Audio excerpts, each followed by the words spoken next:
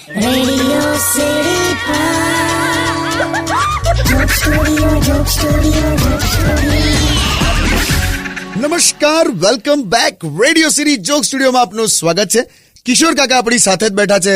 અને કાકા, આ કાકી સ્ટુડિયોમાંથી બહાર ગયા છે ને એટલે પૂછું છું, એ તમને આ વરસાદની સિઝનમાં ખરેખર રોમેન્સ, આમ રોમેન્ટિક ને એવું કશું ફીલ નથી થતું?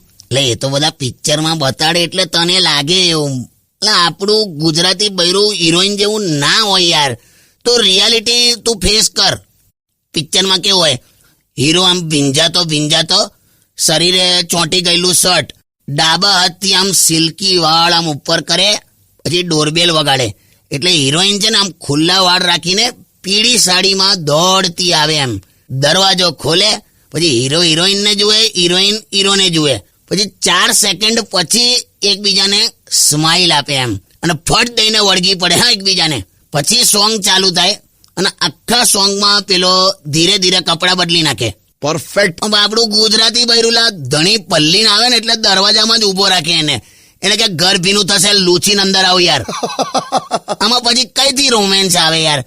એક્શન સિક્વન્સ જેવું થઈ જાય. પણ કાકા, તમે ક્યારેક કાકીને આમ હક કર્યું છે? એટલે આમ ભેટ્યા છો? એક જ વાર લા. તો શું ફીલ થયું? કઈ નહીં લા, મશીનમાં શેરડી ફસાઈ ગયું એવું લાગે યાર. જવા જ સોંગ વગાડ ને. Radio